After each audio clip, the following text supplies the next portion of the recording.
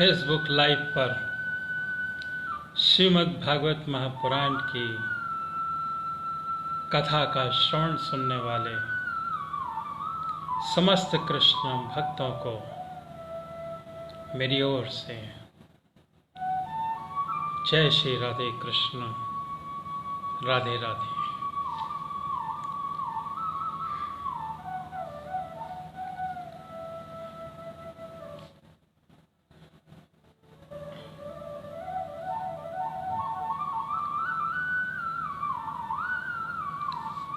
आप सभी कृष्ण भक्तों से एक निवेदन है कि आप अपने ग्रुप पर शेयर जरूर करें और श्रीमद् भागवत महापुराण की कथा का श्रवण करने वाले समस्त कृष्ण बंधुओं से आग्रह करें, प्रेम रस की लीला का रसपान करें। श्रीमद् भागवत महापुराण की कथा पर जो व्यक्ति शुरू से लेकर अब तक श्रीमद् भागवत महापुराण की कथा का श्रवण करना चाह रहा है तो हमारे YouTube चैनल पर भी जाकर इसे देख सकते हैं। हमारे नाम से सब्सक्राइब करके आप YouTube चैनल पर भी इसे देखें। सब्सक्राइब जरूर करें। वहाँ पर श्री संजय चौधरी श्री फलित ज्योतिष रायपुर के नाम से आपको हमारा आईडी मिल जाएगा YouTube चैनल पर और आप उसमें श्रीमद् भागवत महापुराण की कथा का श्रवण शुरू से कर पाएंगे। मेरे साथ सभी कृष्ण प्रेमियों को श्रीमद् भागवत महापुराण की कथा का प्रेम रस का रसपान करने के लिए सभी भक्तों का अभिनंदन और मेरी ओर से उन्हें जय श्री कृष्ण, राधे राधे। श्री नारायण श्री नारायण। 4 बजने पर मंगलाचारण, गुरुचारण और एक भगवान श्री कृष्ण राधा रानी का एक प्यारा सा भजन कीर्तन, उसके बाद हम श्रीमद् भागवत महापुराण की कथा का श्रवण करेंगे। गोविंद जय जय, गोपाल जय जय, राधा रमण हरि गोविंद जय जय, गोविंद जय जय, राधा रमण हरि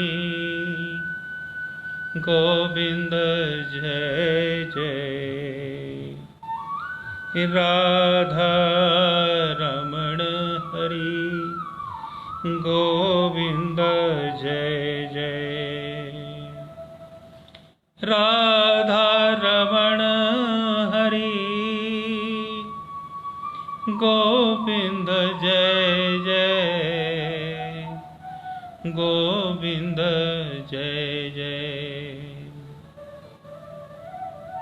हरि नाम शरणम राधे श्याम शरणम, कृष्ण शरणम राधे श्री राधे शरणम, कृष्ण शरणम गोपाल शरणम, श्री राधे शरणम, राम शरणं सीताराम शरणं राम शरणं सीताराम शरणं हरि नाम शरणं हरि श्याम शरणं गोविंद शरणं श्याम शरणं गोविंद शरणं श्याम शरणं गोविंद शरणं गोविंद शरणं गोपाल शरणं। 4 बज रहे हैं। मंगलाचारण, गुरुचारण, इसके बाद भगवान श्री कृष्ण की एक प्यारा सा भजन कीर्तन। फेसबुक लाइव पर मेरे साथ पर जुड़े हुए सभी कृष्ण भक्तों को जय श्री कृष्ण, राधे राधे। आप अपने ग्रुप पर शेयर जरूर करें और कमेंट्स बॉक्स पर राधे राधे जय श्री कृष्ण जरूर लिखें। सभी को जय श्री कृष्ण, राधे राधे।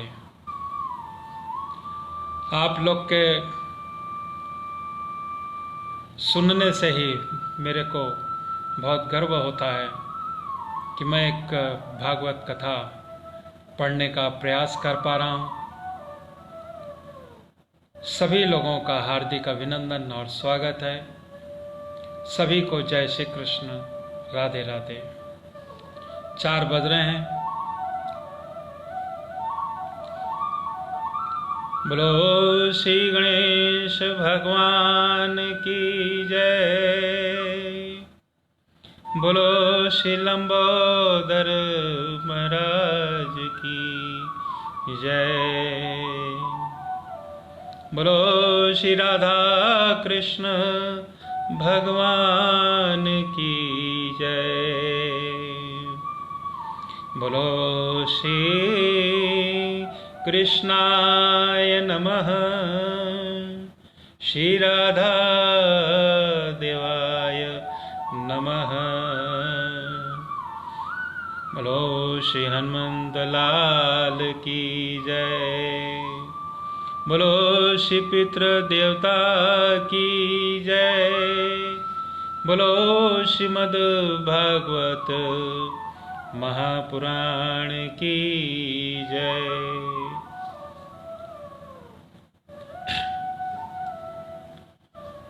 तमेव मातास्य पितास्य तुमेव,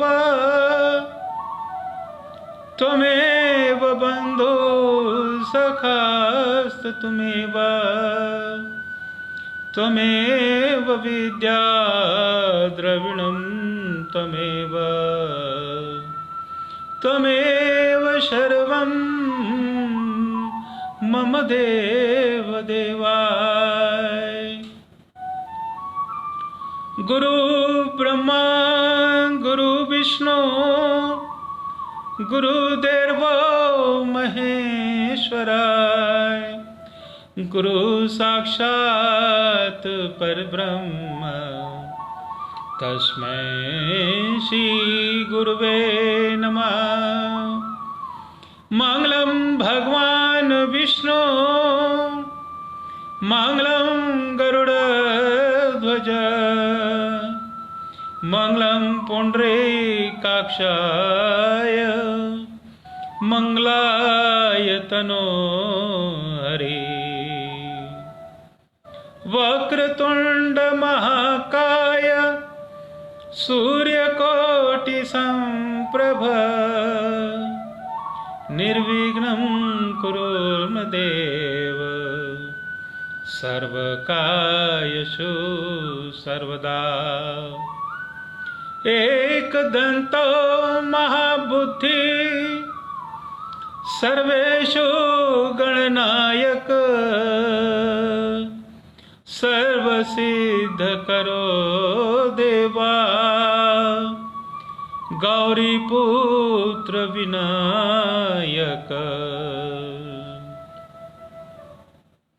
सिंदूरवर्णं दिपूजं गणेशं लंबोदरं पद्मतले निविष्टं ब्रह्मादिदेव्य परिसेव्यमानं सिद्धं युतं तं प्रणमामि देवम् कर्पूरगौरं करुणावतारं संसारसारं भुजगगेन्द्र हारं सदा वसन्तं हृदयारविन्दे भवं भवानी सहितं नमामि भवं भवानी सहितं नमामि। ॐ शान्ताकारं भुजगशयनं पद्मनाभं सुरेशं विश्वाधारं गगनशक्तिशं मेघवर्णं सुभाग्यं लक्ष्मीकान्तं कमलनयनं योगनिर्धानगम्यं वन्दे विष्णुं भवहरं सर्वलोकैकनाथं। श्रीनारायण श्रीनारायण श्रीनारायण। बोलो श्री बांके बिहारी लाल की जय। बोलो श्री वृंदावन बिहारी लाल की जय। बोलो जय जय श्री राधे राधे। बोलो श्रीमद् भागवत महापुराण की जय। बोलो श्री राधे राधे। इसके बाद आइए एक प्यारा सा भजन कीर्तन भगवान श्री कृष्ण और राधा रानी के साथ पर एक प्यारा सा भजन कीर्तन हो जाए। भगवान को बुलाना चाहिए,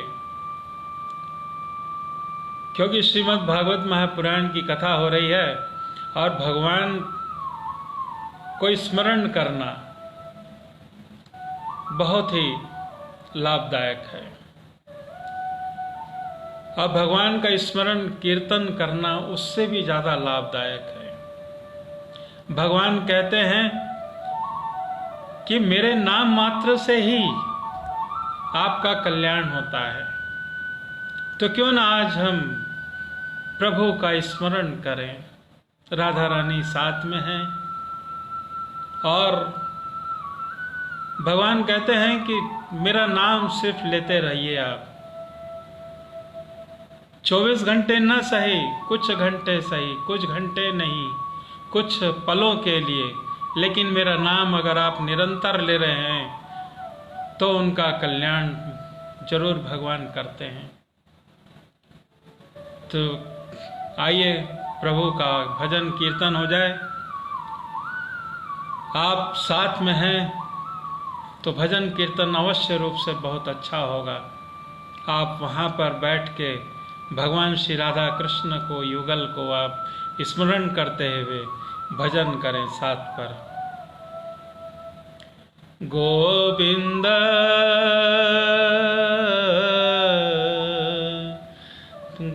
बनवारी राधे गोविंद बनवारी। राधे गोविंद बनवारी, राधे गोविंद बनवारी। भज मन कृष्ण मुरारी, भज मन कृष्ण मुरारी, भज मन कृष्ण मुरारी। राधे गोविंद बनवारी, राधे गोविंद बनवारी। भज मन कृष्ण मुरारी, भज मन कृष्ण मुरारी। राधे राधे राधे गोविंद बनवारी, राधे गोविंद बनवारी। भज मन कृष्ण मुरारी, भज मन कृष्ण मुरारी, भज मन कृष्ण मुरारी।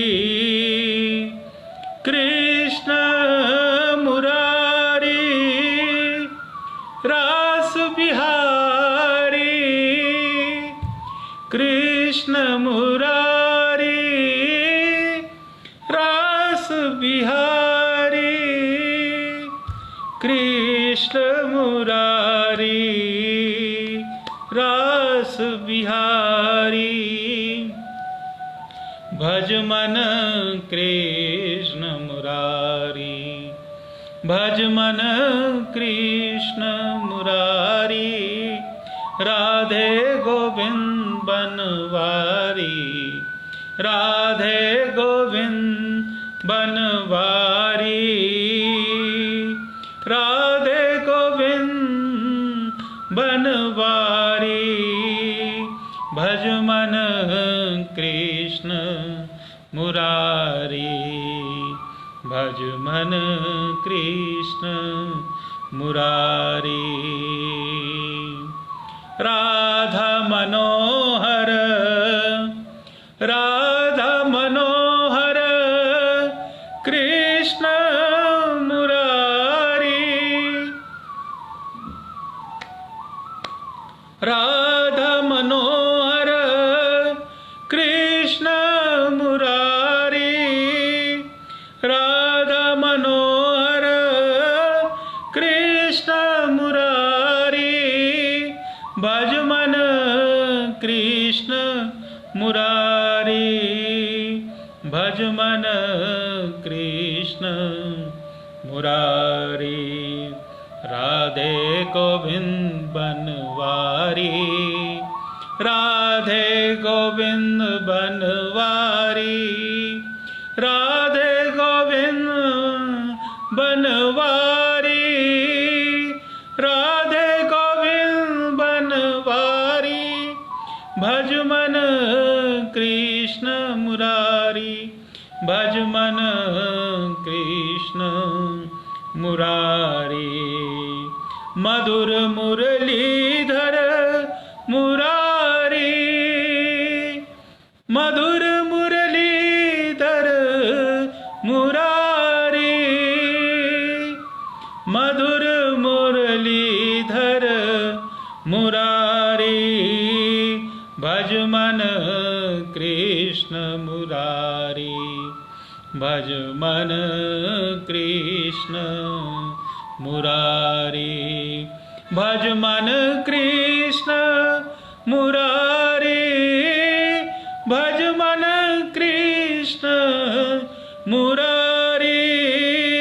कृष्ण मुरारी, कृष्ण मुरारी, कृष्ण मुरारी। राधे गोविंद बनवारी, राधे गोविंद बनवारी, राधे गोविंद बनवारी।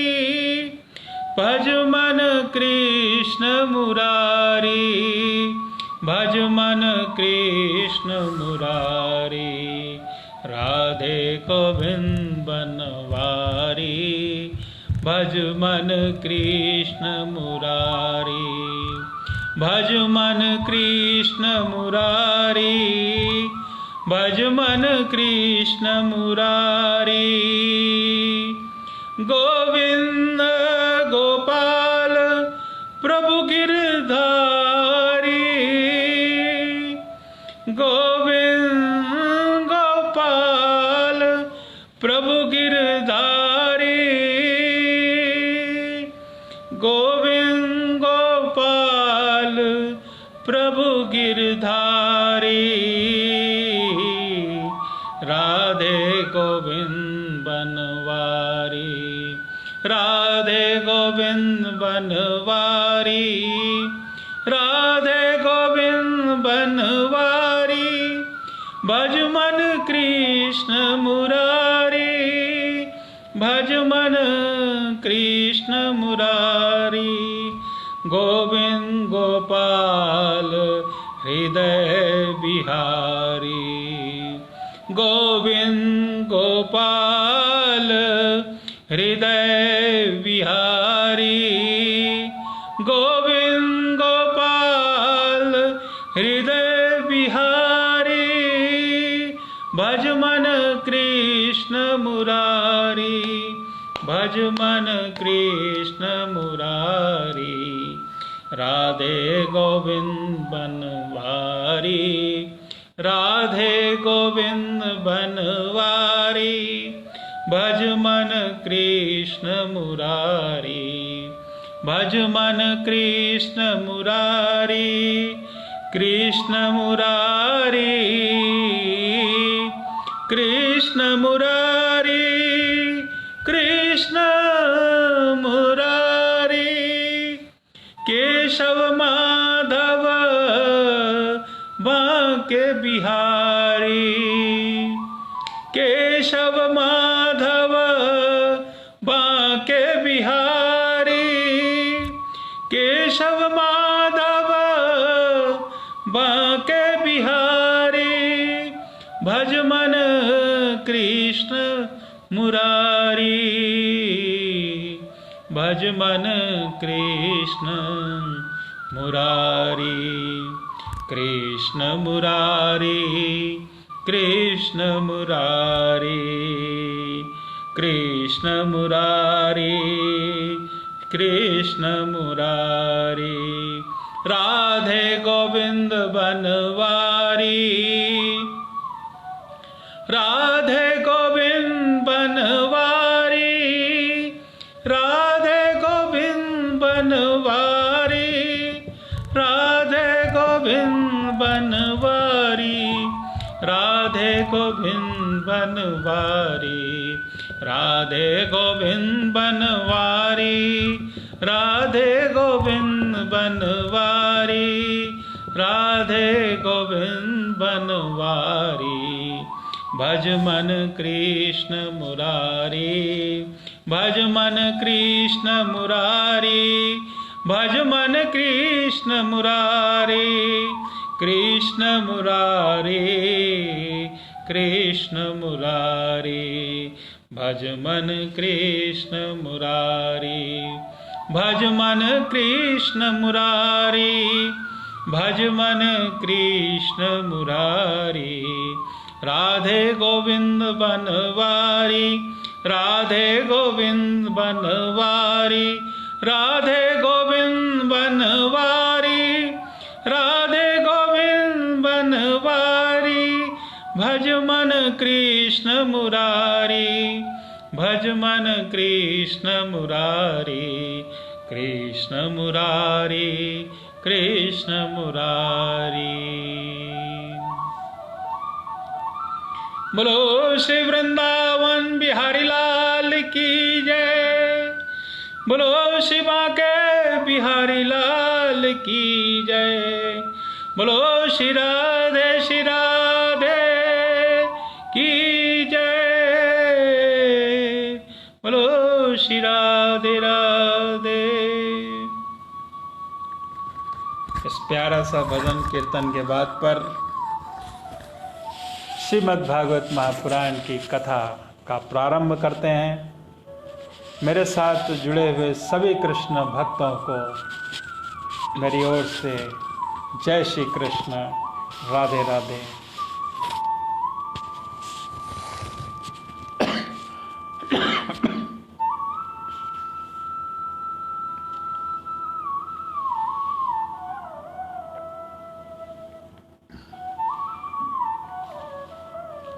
कल के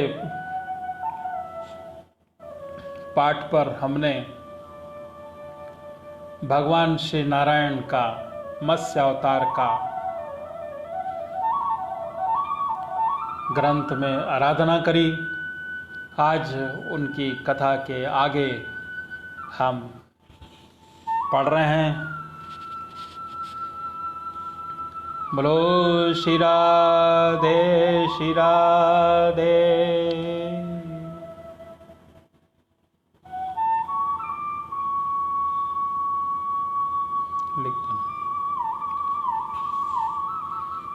श्री सुखदेव जी कहते हैं कि परीक्षित, मनुपुत्र राजा दर्शयांति वेदों का निष्ठावान विद्वान था। उसने अंगिरात्र गोत्र के ऋषियों के यज्ञ में दूसरे दिन कर्म बतलाया था। उसकी एक कमल लोचना कन्या थी, उसका नाम था सुकन्या। एक दिन राजा शर्याती अपनी कन्या के साथ वन में घूमते घूमते च्यवन ऋषि के आश्रम पर जा पहुंचे।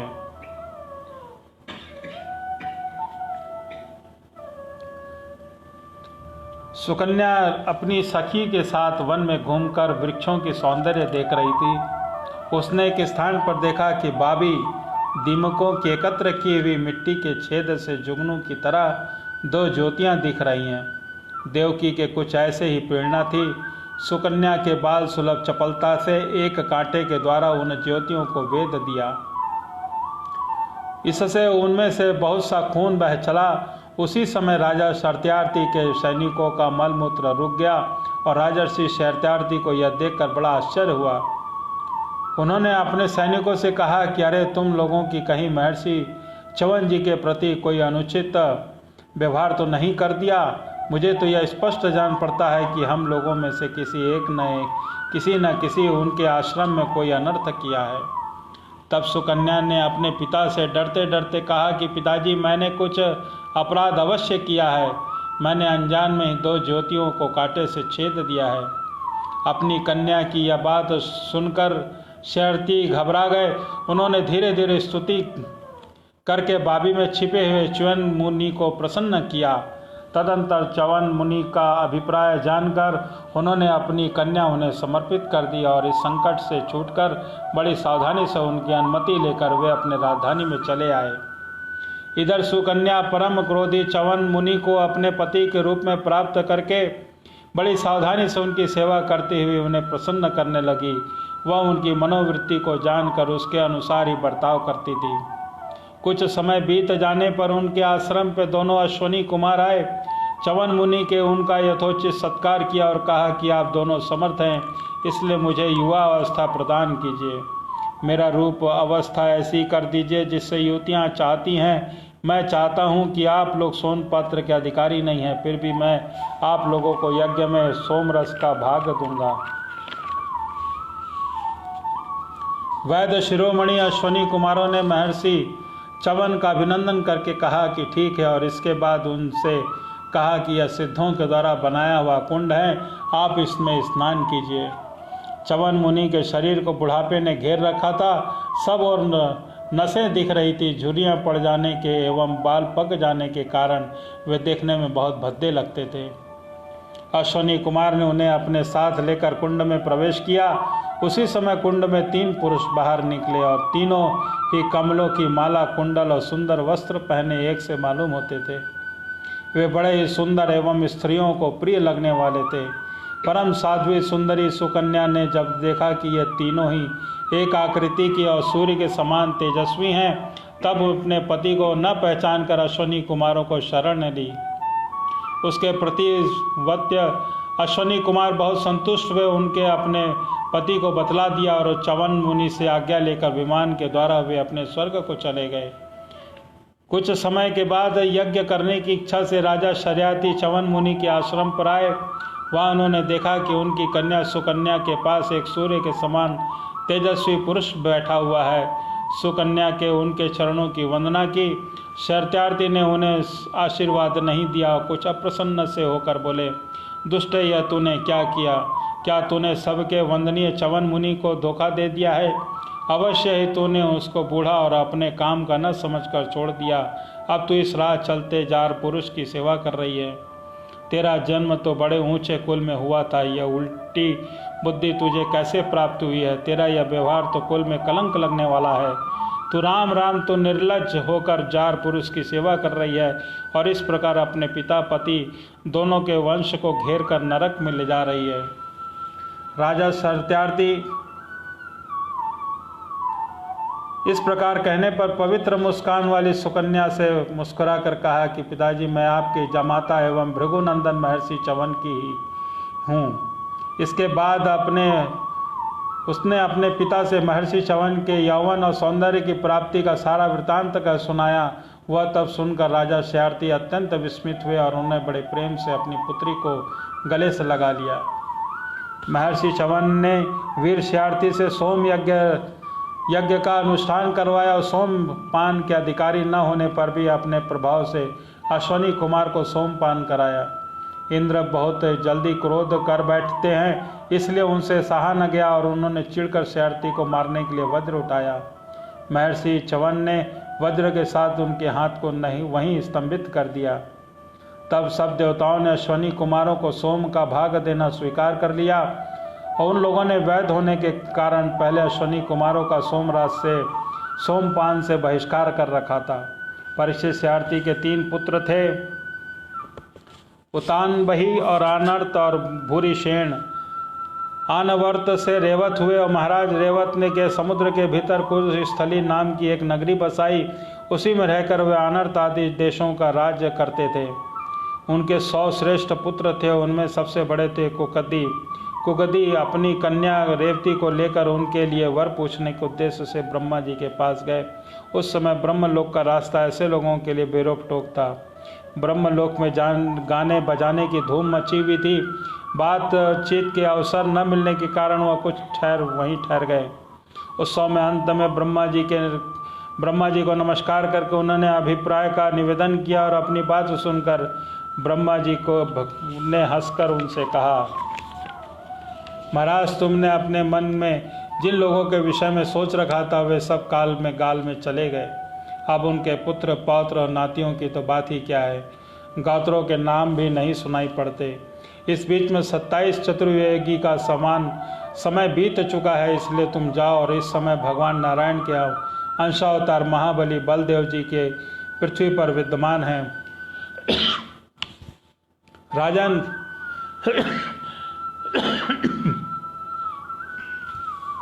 राजन, उन्हीं नवरत्न को कन्या रत्न तुम समर्पित कर दो, जिनके नाम लीला और आदि का श्रवण कीर्तन बहुत ही बड़ा पवित्र है।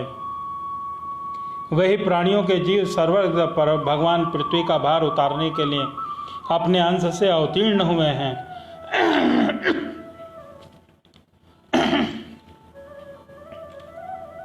राजा कुगदी ने ब्रह्मा जी का यह आदेश प्राप्त करके उनके चरणों की वंदना की और अपने नगर में चले आए। उनके वंशजों ने यक्षों के भय से यह नगरी छोड़ दी थी और जहाँ तहाँ योई निवास कर रहे थे। राजा कुगदी ने अपने स्वर्ग सुंदरी पुत्री परम बलशाली बलराम जी को सौंप दी और स्वयं तपस्या करने के लिए भगवान नर नारायण के आश्रम बद्रीवन की ओर चले गए। बोलो श्री नारायण भगवान की जय। लिखने के बाद उसको करो। श्री शुकदेव जी कहते हैं कि परीक्षित मनुपुत्र नभ का पुत्र नाभाग था।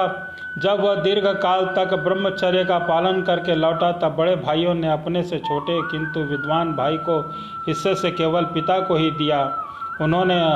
उसने अपने भाइयों से पूछा कि भाइयों, आप लोगों ने मुझे हिस्से में क्या देना है? तब उन्होंने उत्तर दिया कि तुम हमारे हिस्से में पिताजी को ही तुम्हें देते हैं।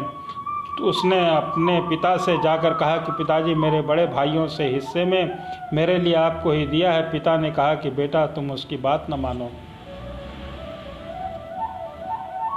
देखो, ये बड़े बुद्धिमान अंगिराज गोत्र के कारण इस समय एक बहुत बड़ा यज्ञ कर रहे हैं, परंतु मेरे विद्वान पुत्र वे प्रत्येक छठे दिन अपने कर्म में भूल बैठते हैं। उन महात्माओं के पास जाकर उन्हें वैश्व देव संबंधी को 2 सूत्र बतला दो। जब वे स्वर्ग जाने लगेंगे तब उसे यज्ञ से बचा हुआ अपना सारा धन तुम्हें दे देंगे, इसलिए तुम उन्हीं के पास चले जाओ। उसने अपने पिता की आज्ञा अनुसार वैसा ही किया। उन अंगिराज गोत्री ब्राह्मणों को भी यज्ञ से बचा हुआ धन उसे दे दिया और वे स्वर्ग चले गए। जब नाभाग उस धन को लेने लगा तब उत्तर दिशा में काले रंग का पुरुष आया। उसने कहा कि इस यज्ञ भूमि में जो कुछ बचा है वह सब मेरा है। नाभाग ने कहा कि ऋषियों ने यह धन मुझे दिया है इसलिए मेरा है। इस पर उस पुरुष ने कहा कि सारे हमारे विवाद के विषय में तुम्हारे पिता से ही प्रश्न किया जाए। तब नाभाग ने जाकर पिता से पूछा। पिता ने कहा कि एक बार दक्ष प्रजापति के यज्ञ में ऋषि लोग यह निश्चय कर चुके हैं कि यज्ञ भूमि में जो कुछ बचा रहता है वह सब रुद्रदेव का हिस्सा है, इसलिए वह धन तो महादेव जी को ही मिलना चाहिए। नाभाग ने जाकर उस काले रंग के पुरुष रुद्र भगवान को प्रणाम किया और कहा कि प्रभु, यज्ञ भूमि की सारी वस्तुएं आपकी है और मेरे पिता ने ऐसा ही कहा है। भगवान, मुझसे अपराध हुआ कि मैं सिर झुकाकर आपसे क्षमा मांगता हूँ। तब भगवान रुद्र ने कहा कि तुम्हारे पिता ने धर्म के अनुकूल निर्णय दिया है।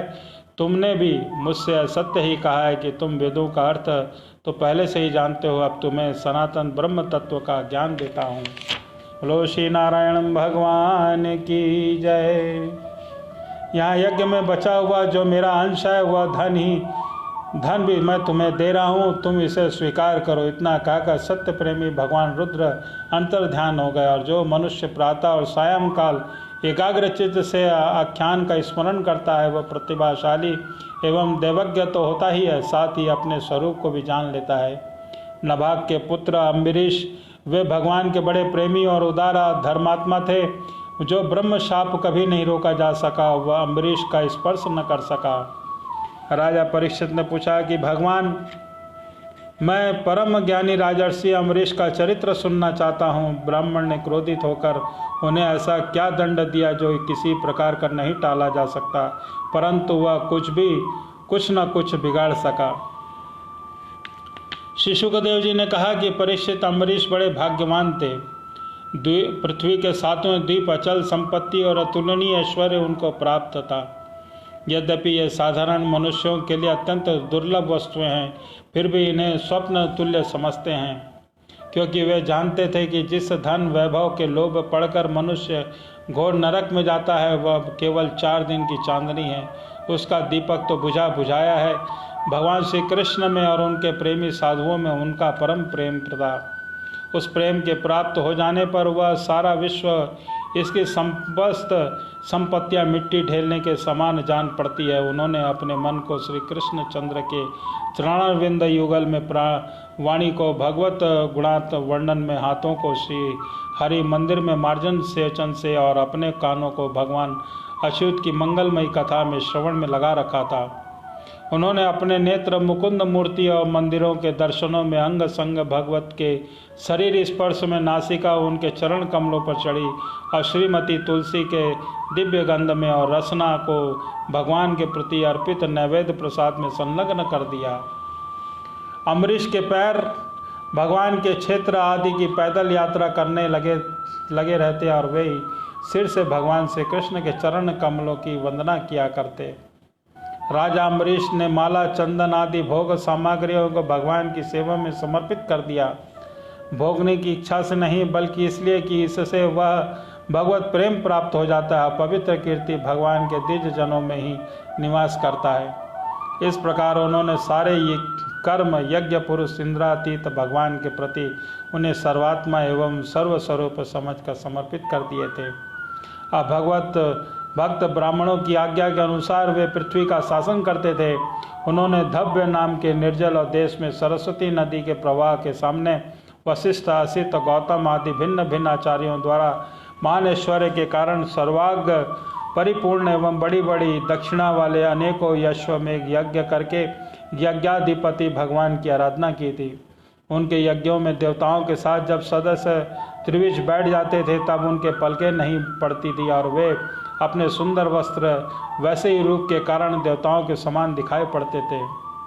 उनकी प्रजा महात्माओं के द्वारा गाए हुए भगवान के उत्तम चरित्रों का किसी समय बड़े प्रेम से श्रवण करती और किसी समय उनका गान करती। इस प्रकार उनके राज्य के मनुष्य देवताओं के अत्यंत प्यारे स्वर्ग की भी इच्छा नहीं करते।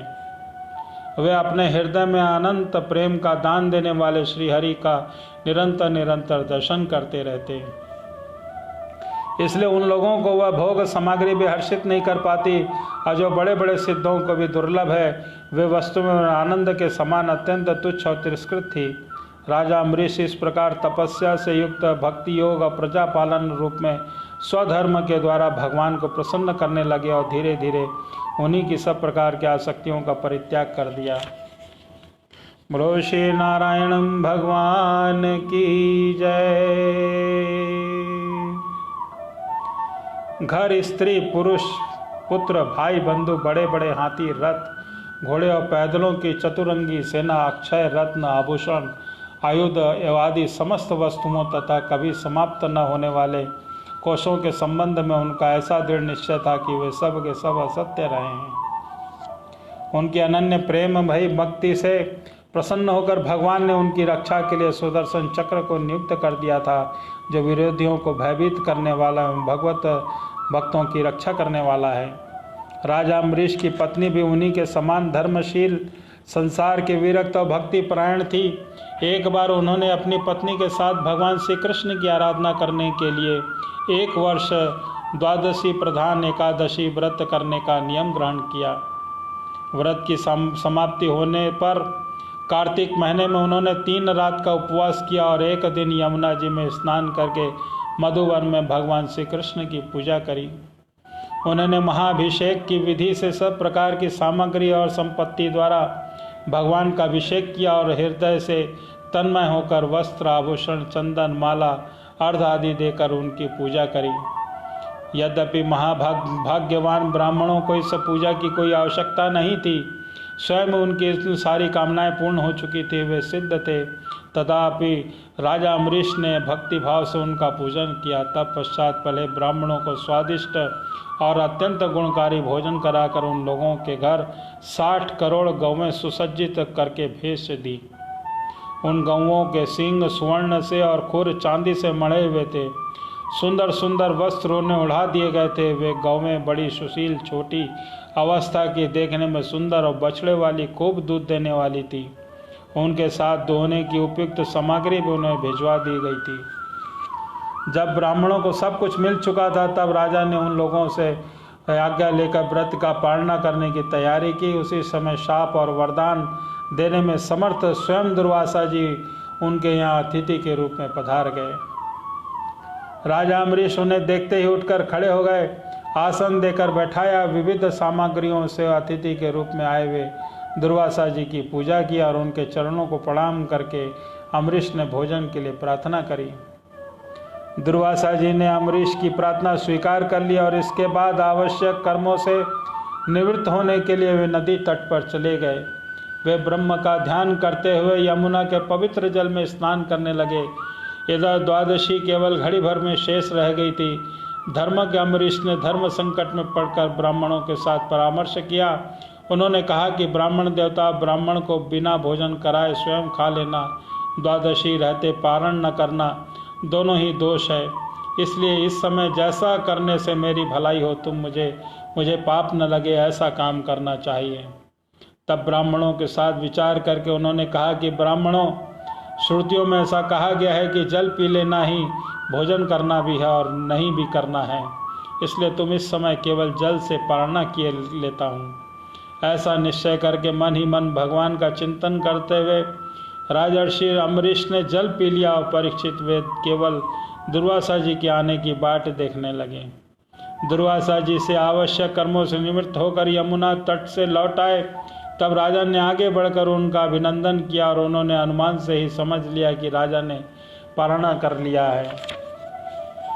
उस समय दुर्वासा जी बहुत भूखे थे, इसलिए यह जानकर कि राजा ने पारणा कर लिया है वे क्रोध से थर थर काँपने लगे और भौं चढ़ जाने के कारण उनका मुंह विकट हो गया और उन्होंने हाथ जोड़कर खड़े अम्बरीश से डांट कर कहा,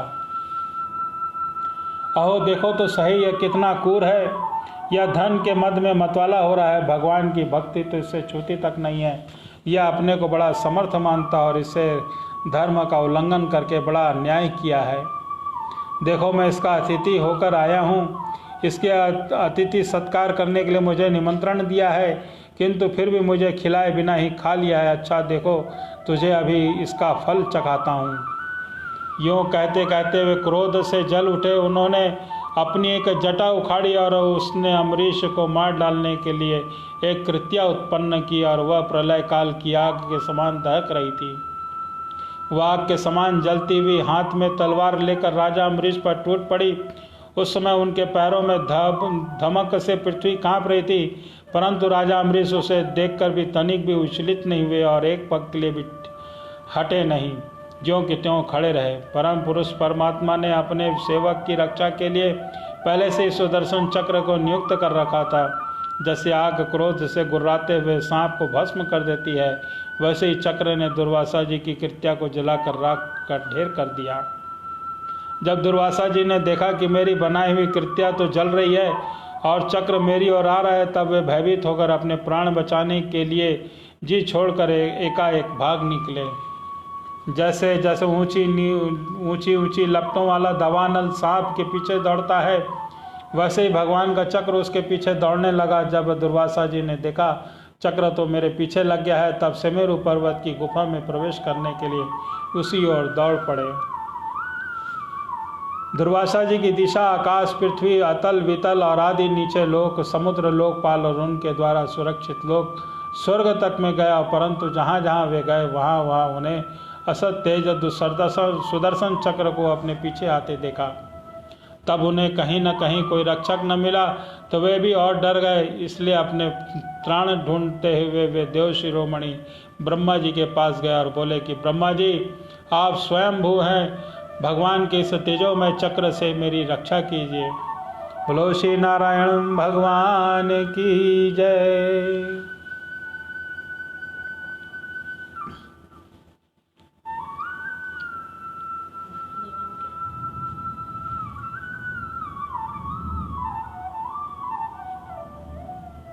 लिख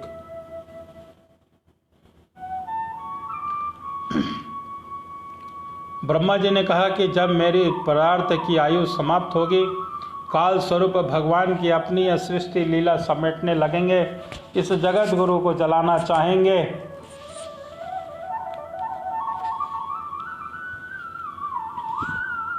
तब उस समय उनके भूभाग मात्र से यह सारा संसार, मेरा यह लोक भी लीन हो जाएगा।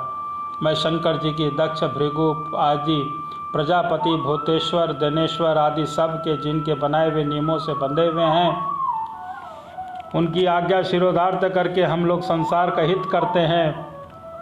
तब ब्रह्मा जी इस प्रकार दुर्वासा को निराश कर दिया।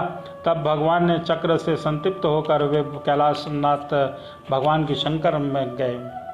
ब्रह्मा जी ने कहा कि दुर्वासा जी, जिन अनंत परमेश्वर में ब्रह्मा जैसे जीव, उनके उपाधिभूत कोश, जिस ब्रह्मांड के का समान ही अनेकों ब्रह्मांड समय पर पैदा होते हैं और समय आने पर फिर उनका पता नहीं चलता, जिससे हमारे जैसे हजारों चक्कर काटते रहते हैं, उन प्रभु के संबंध में हम कुछ करने के समर्थ नहीं रखते। मैं सनत कुमार, नारद, भगवान ब्रह्मा, कपिल देव, अपरांतम, देवल, धर्म, आसुरी तथा मरीच आदि दूसरे सर्वज्ञ सिद्धेश्वर, ये हम सभी भगवान की माया को नहीं जान सकते, क्योंकि हम उसी माया के घेरे में हैं। यह चक्र उन विश्वेश्वर का अस्त्र है, यह हम लोगों के लिए असत्य है। तुम लोगों की शरण में जाओ, वे भगवान ही तुम्हारा मंगल करेंगे। वहाँ से भी निराश होकर दुर्वासा भगवान के परम धाम वैकुंठ में गए। लक्ष्मीपति भगवान लक्ष्मी जी के साथ वहाँ निवास करते हैं। दुर्वासा जी के भगवान के चक्र में आग में जल रहे थे। वे कांपते हुए भगवान के चरणों में गिर पड़े और उन्होंने कहा कि हे च्युत, हे अनंत, आप संतों के एकमात्र वांछनीय हैं। प्रभु, आप विश्व के जीवन दाता, मैं अपराधी हूँ, आप मेरी रक्षा कीजिए। आपका परम प्रभाव न जानने के कारण ही मैंने आपके प्यारे भक्त का अपराध किया है। प्रभु, आप मुझे उससे बचाइए। आपके तो नाम का ही उच्चारण करने से नार की जीव भी मुक्त हो जाता है। बोलो श्री नारायण भगवान की जय। श्री भगवान ने कहा कि दुर्वासा जी, मैं सर्वथा भक्तों के अधीन हूँ। मुझ में तनिक भी स्वतंत्रता नहीं है कि मेरे सीधे साधे सरल भक्तों ने मेरे हृदय को अपने हाथों में कर रखा है। भक्तजन मुझसे प्यार करते हैं और मैं उनसे करता हूँ। ब्राह्मण, अपने भक्तों का एकमात्र आश्रय मैं ही हूँ, इसलिए मुझसे साधु स्वभाव भक्तों को छोड़कर मैं न तो अपने आप को चाहता हूँ, न अपनी अर्धांगिनी विनाश रहित लक्ष्मी को। जो भक्त स्त्री, पुत्र, गृह, गुरुजन, प्राण, धन, ये लोक और परलोक सबको छोड़कर केवल मेरी शरण में आ गए हैं, उन्हें छोड़ने का संकल्प भी मैं कैसे कर सकता हूँ। जैसे सती स्त्री अपने प्रिय व्रत सदाचारी पति को वश में कर लेती है, वैसे ही मेरे साथ अपने हृदय में प्रेम संबंध में बंधन में बांध रखने वाले समदर्शी साधु भक्ति भी के द्वारा मुझे अपने वश में कर लेते हैं। मेरे प्रिय अनन्य प्रेमी भक्त सेवा से ही अपने को परिपूर्ण कृत मानते हैं और मेरी सेवा के फलस्वरूप जब उन्हें सालोक्य, सारूप आदि मुक्तियाँ प्राप्त होती हैं, तब मैं उन्हें भी स्वीकार करना नहीं चाहता। फिर समय के फिर से नष्ट हो जाने वाली वस्तुओं की तो बात ही क्या है। दुर्वासा जी, मैं आपसे और क्या कहूँ। मेरे प्रेमी भक्त तो मेरे हृदय हैं और प्रेमी भक्तों का हृदय स्वयं मैं ही हूँ। मेरे अतिरिक्त कुछ नहीं जानते और मैं उनके अतिरिक्त कुछ भी नहीं जानता। दुर्वासा जी सुनिए, मैं आपको एक उपाय बताता हूँ जिसका अनिष्ट करने से आपको विपत्ति में पड़ना पड़ा है। आप उसी के पास जाइए। निरपराध साधुओं के अनिष्ट की चेष्टा से अनिष्ट करने वाले ही अमंगल होता है।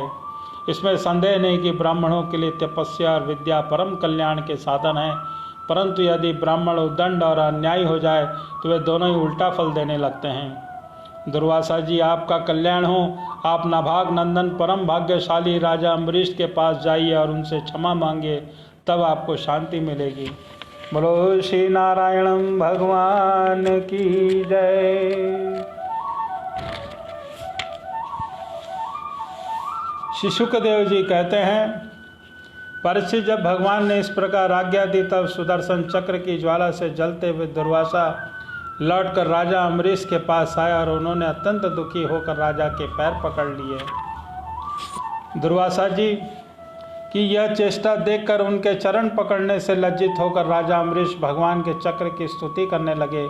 उस समय उनका हृदय दयावश अत्यंत पीड़ित हो गया था।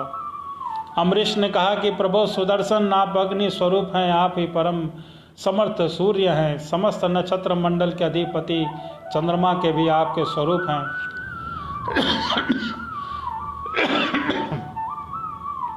जल, पृथ्वी, आकाश, वायु, पंच तंत्र, मात्रा और संपूर्ण इंद्रियों के रूप में आप ही हैं। भगवान के प्यारे हजार दांत वाले चक्रदेव, मैं आपको नमस्कार करता हूँ। समस्त अस्त्र शस्त्रों को नष्ट कर देने वाले एवं पृथ्वी के रक्षक, आप इन ब्राह्मण की रक्षा कीजिए। आप ही धर्म हैं, मधुर हैं, सत्यवाणी हैं। आप ही समस्त यज्ञों के अधिपति, स्वयं यज्ञ भी हैं। आप समस्त लोकों के रक्षक और सर्वलोक स्वरूप भी आप हैं। आप परम पुरुष परमात्मा के श्रेष्ठ तेज हैं। सुना, आप समस्त धर्मों के मर्यादा के रक्षक हैं। अधर्म का आचरण करने वाले असुरों को भस्म करने के लिए आप साक्षात अग्नि हैं। आप ही तीनों लोगों की रक्षक विशुद्ध तेजोमय हैं। आपकी गति आपके वेग से समान है और आपके कर्म अद्भुत हैं। मैं आपको नमस्कार करता हूँ, आपकी स्तुति करता हूँ। वेदवाणी के अधीश्वर, आपके धर्ममय तेज से अंधकार का नाश होता है और सूर्य आदि महापुरुषों के प्रकाश की रक्षा होती है। आपको महिमा का पार पाना अत्यंत कठिन है। ऊंचे नीचे, छोटे बड़े भेदभाव से युक्त यह समस्त कार्य करणात्मक संसार आपका ही स्वरूप है। सुदर्शन चक्र आप पर कोई विजय नहीं पा सकता। जिस समय निरंजन भगवान आपको चलाते हैं, आप दैत्य एवं दानव की सेना में प्रवेश करते हैं, उस समय युद्ध भूमि में उनकी भुजा, उदर, जंघा, चरण, गर्दन आदि निरंतर काटते हुए आप अत्यंत शोभायमान होते हैं।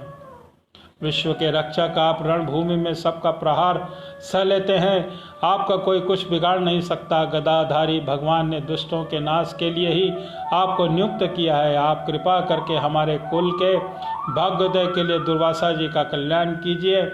हमारे ऊपर यह आपका महान अनुग्रह होगा। यदि मैंने कुछ भी दान किया हो, यज्ञ किया हो अथवा अपने धर्म का पालन किया हो, यदि हमारे वंश के लोग ब्राह्मणों को ही अपना आराध्य देव समझते रहे हों, तो दुर्वासा जी की जलन मिट जाए।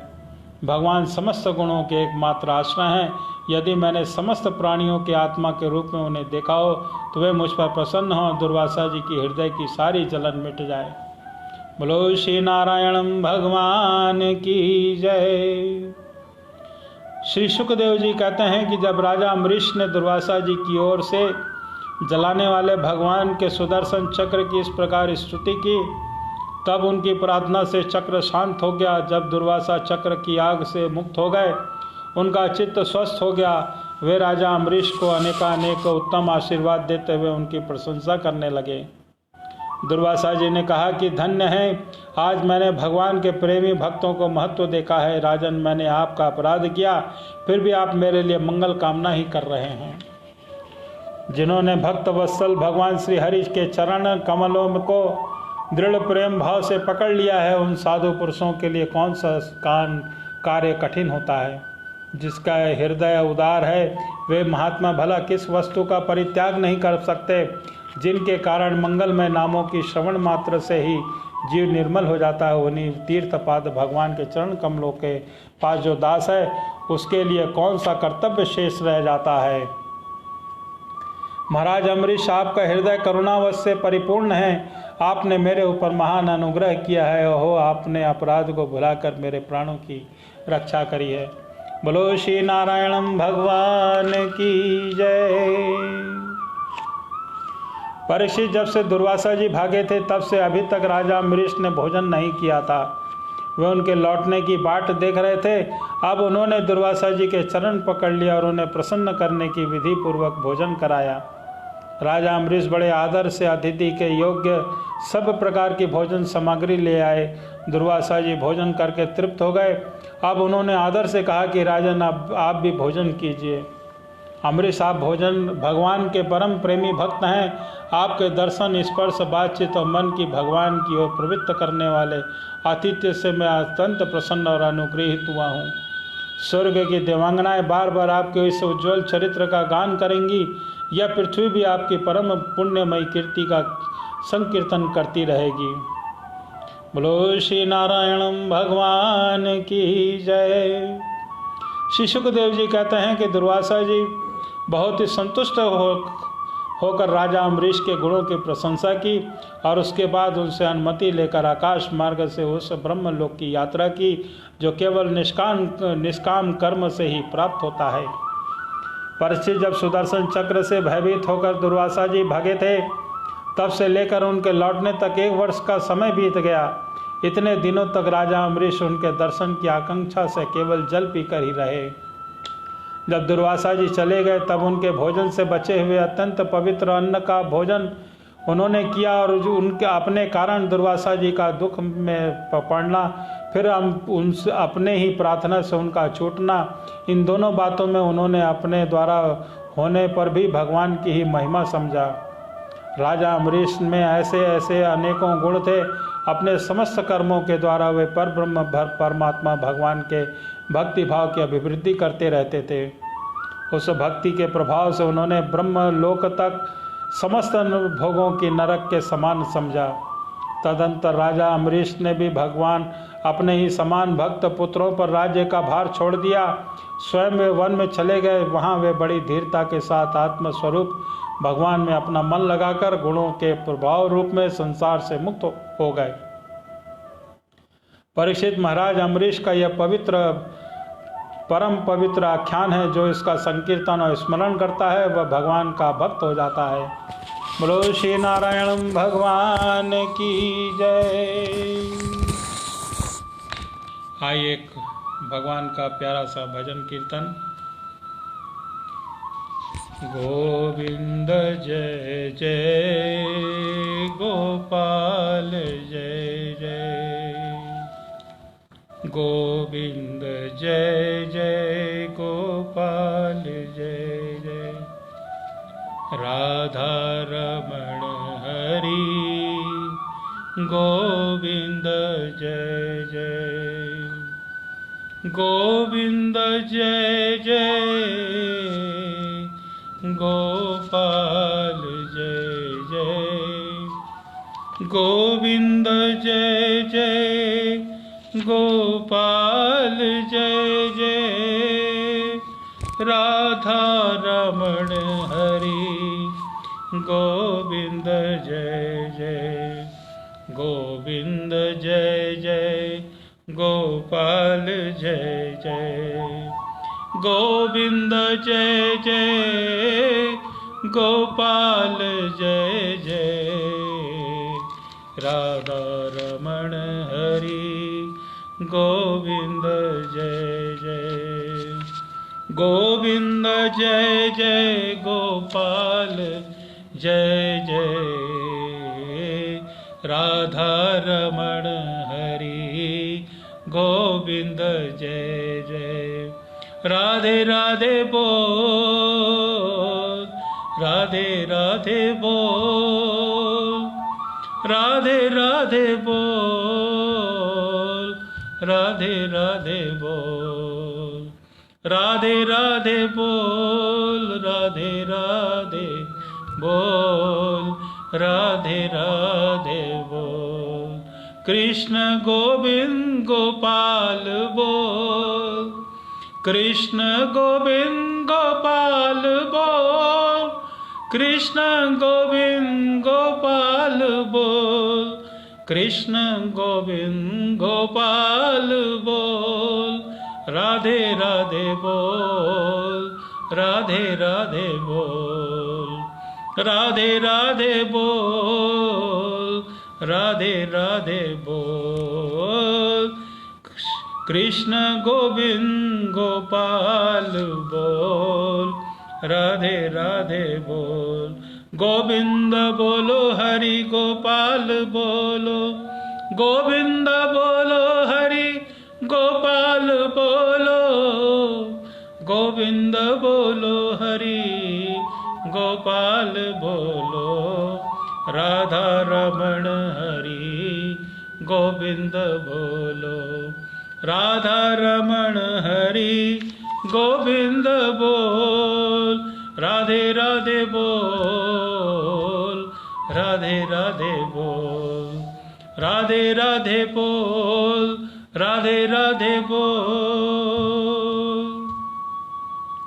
शीगिरधारी शीगिरधारी गोविंद राधे बोल, शीगिरधारी गोविंद राधे बोल, शीगिरधारी गोविंद राधे बोल, राधे राधे बोल, राधे राधे बोल, गोविंद बोलो हरि गोपाल बोलो, गोविंद बोलो हरि गोपाल बोलो, राधा रमण हरि गोविंद बोलो, गोविंद बोलो हरि गोपाल बोलो, राधा रमण हरि गोविंद बोलो, राधे राधे बोल,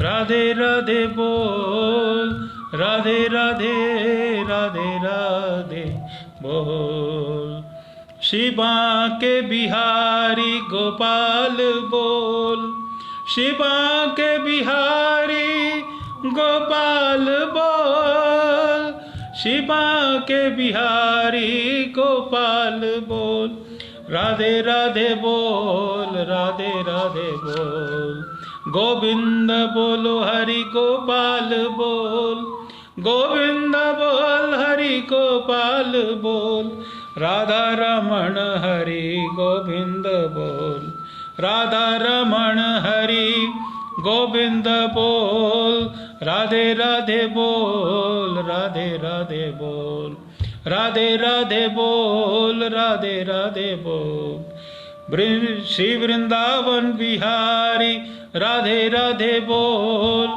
श्री वृंदावन बिहारी राधे राधे बोल, श्री वृंदावन बिहारी राधे राधे बोल, श्री वृंदावन बिहारी राधे राधे बोल, भजमन गोविंद बोल, गोविंद बोलो हरि गोपाल बोल, गोविंद बोलो हरि गोपाल बोल, राधा रमण हरि गोविंद बोल, राधा रमण हरि गोविंद बोल, राधे राधे बोल, राधे राधे बोल, राधे राधे बोल, राधे राधे बोल, राधे राधे बोल, राधे राधे बोल।